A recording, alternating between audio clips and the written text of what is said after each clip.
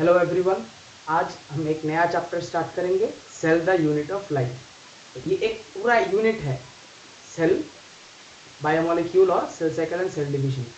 ये पूरे यूनिट को हम साइटोलॉजी करके भी बोलते हैं, क्योंकि साइटो का मतलब होता है सेल और लॉजी का मतलब होता है स्टडी। तो साइटोलॉजी का जो यूनिट है वो एंटायर बायोलॉजी के लिए बहुत ही इंपॉर्टेंट है। ये एक ऐसा यूनिट है जिससे आप बाकी सारे यूनिट्स के बारे में भी काफ़ी हद तक जान सकते हैं।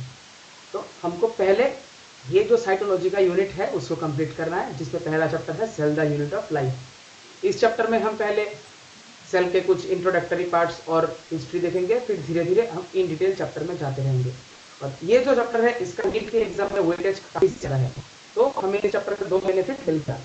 पहला बेनिफिट है कि इस चैप्टर के वजह से हमको बाकी सारे चैप्टर्स अच्छे से समझ में आ जाएंगे। दूसरा है कि इससे काफी सारे क्वेश्चन हमारे नीट के पेपर में भी बन जाएंगे।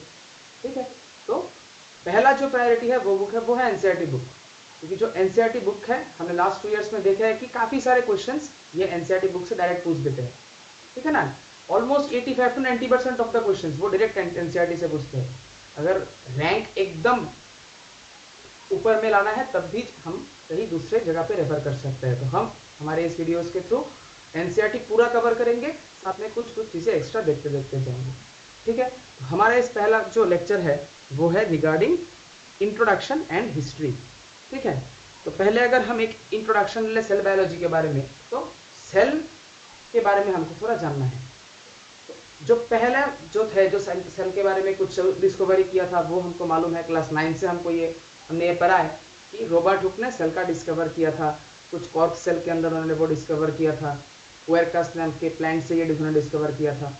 ठीक है ना, वो 1665 फिर उन्होंने अपना जो पब्लिकेशन है वो एक बुक में उन्होंने पब्लिश किया, माइक्रोग्राफिया, वो भी 1665 में ही पब्लिश हुआ था।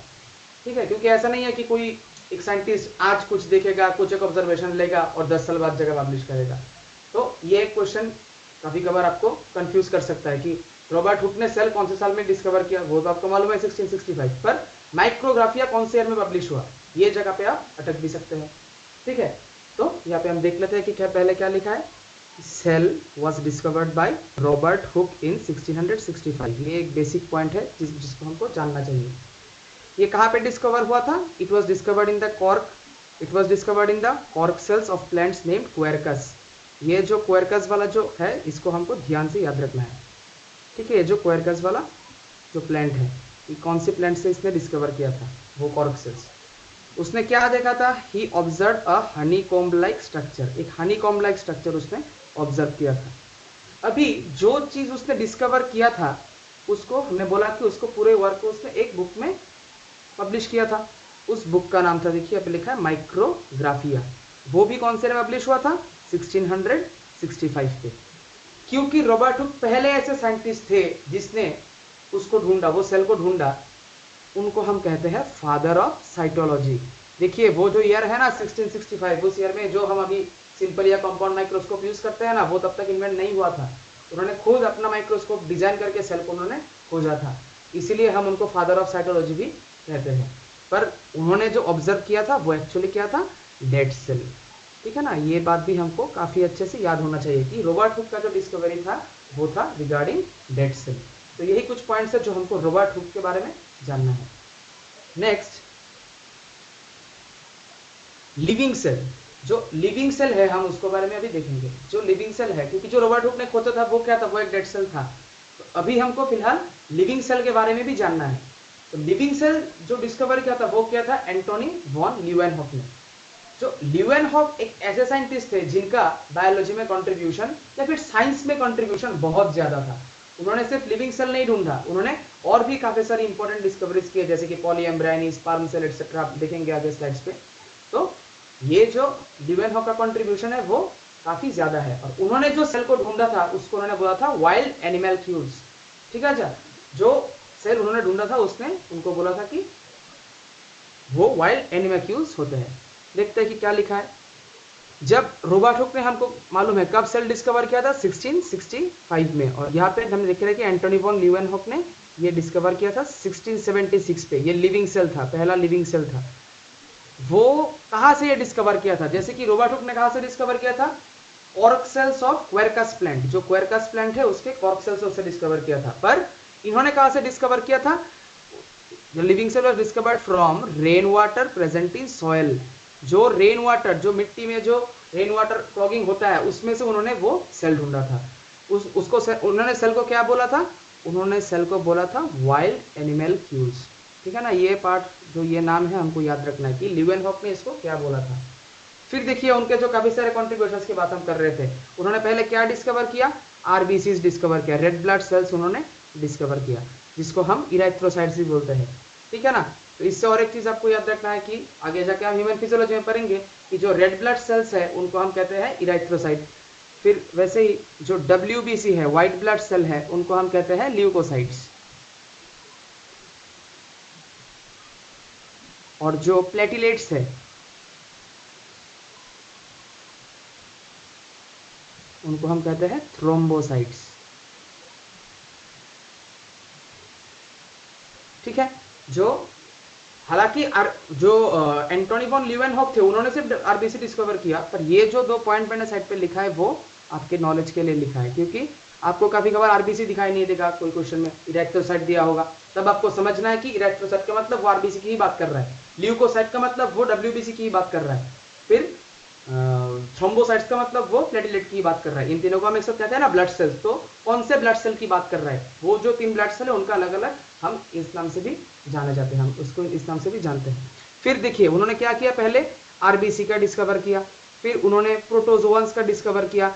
अभी ये जो प्रोटोजोआ है वो आते हैं, वो हमने देखा है कि बायोलॉजिकल क्लासिफिकेशन में आगे चल के भी हम देखेंगे, वैसे हमें क्लास 9 पे पढ़ा हुआ है कि वो ओरिफेरा लीडरिया करके जो एक आता है हमारा किंगडम एनिमलिया, पर जो मोनेरा है, प्रोटिस्टा है, जो हमारा 5 किंगडम का क्लासिफिकेशन है RH व्हाइटेकर ने दिया था, मोनेरा, प्रोटिस्टा, फंगी, प्लेंटी और एनिमलिया, उस पे जो दूसरा किंगडम है, किंगडम प्रोटिस्टा में हम प्रोटोजोआ को सेपरेटली पढ़ते हैं। ठीक है ना, तो जो ये प्रोटोजोआ का डिस्कवरी है वो भी किसने किया था? वो भी किया था एंटोनी वॉन लीवेनहॉक ने। फिर जो स्पर्म सेल होता है इन केस ऑफ ह्यूमन, ठीक है ना, जो in case of male, not only in human, in case of male जो स्पर्म सेल होता है उसका भी डिस्कवरी किसने किया था?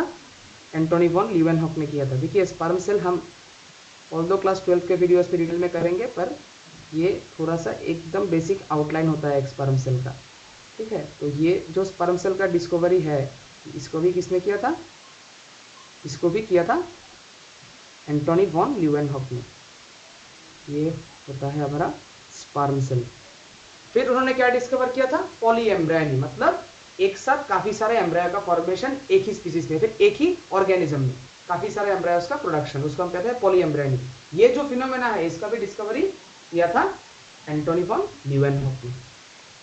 फिर कुछ हम और इंपॉर्टेंट डिस्कवरीज को देख लेते हैं अभी, जैसे कि हम पहले देखते थे कि H.G. मुलर ने क्या किया था? उन्होंने एक टर्म दिया था साइटोजेनेटिक्स।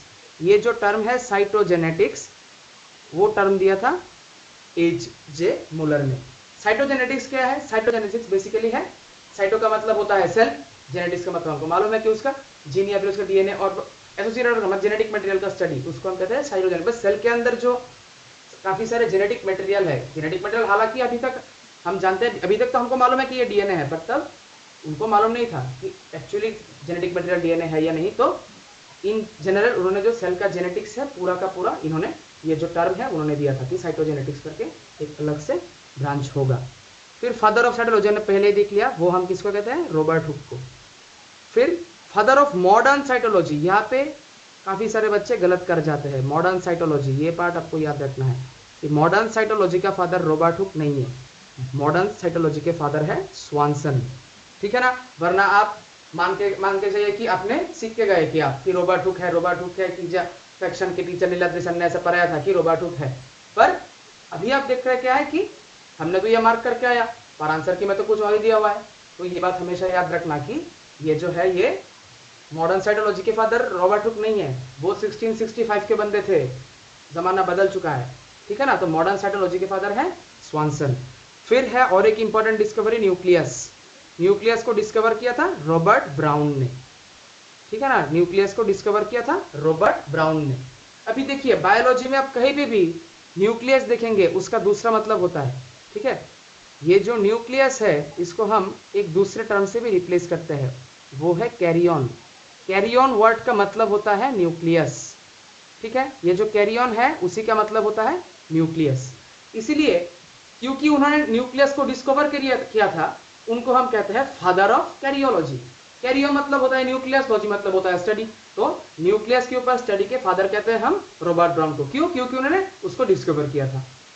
फिर सेल थ्योरी, जो सेल के हर एक सेल को फॉलो करना पड़ेगा, एक ऐसा थ्योरी हम आगे जाके पढ़ेंगे सेल थ्योरी के बारे में।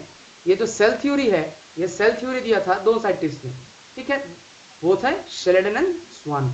अभी इनका कंट्रीब्यूशन, इनका कंट्री ऑफ ओरिजिन, उन्होंने क्या कुछ पोस्टुलेट्स दिए थे, वो हम आगे स्लाइड्स पे जाके पढ़ेंगे। फिर ये जो सेल थ्योरी दी थी शेल्डन एंड स्वान ने, उसको मॉडिफाई किया था रडोल्फ विर्को ने। जो रडोल्फ विर्को थे वो उन्होंने उसको मॉडिफाई किया। जो शेल्डन एंड स्वान का सेल थ्योरी था उसको उन्होंने मॉडिफाई किया, इसलिए हम उसको मॉडिफाइड सेल थ्योरी भी बोलते हैं, या फिर हम उसको एक्सटेंडेड सेल थ्योरी भी बोलते हैं, है ना। जो सेल थ्योरी शेल्डन एंड स्वान ने दी थी उसको थोड़ा सा रडोल्फ विर्को ने मॉडिफाई किया, एक ही पॉइंट उन्होंने ऐड किया था, देखेंगे आगे चल के, ठीक है। इसीलिए हम जो ये सेल थ्योरी है इसको हम बोलते हैं मॉडिफाइड सेल थ्योरी या फिर एक्सटेंडेड सेल थ्योरी। क्लियर? आगे चल के हम सेल के बारे में कुछ वीडियोस देखेंगे और थोड़ा थोड़ा और हम इंफॉर्मेशन गैदर करते जाएंगे, जो कि हमारे नीट के पॉइंट ऑफ व्यू से काफी इंपॉर्टेंट होगा, ठीक है, क्योंकि हम पूरा का पूरा एनसीईआरटी के सिलेबस को कवर करेंगे और आगे चल के हम थोड़ा सा डिटेल में करेंगे, ताकि हमारे एंट्रेंस में काफी सारे हेल्प मिल सके हमको इस वीडियो से।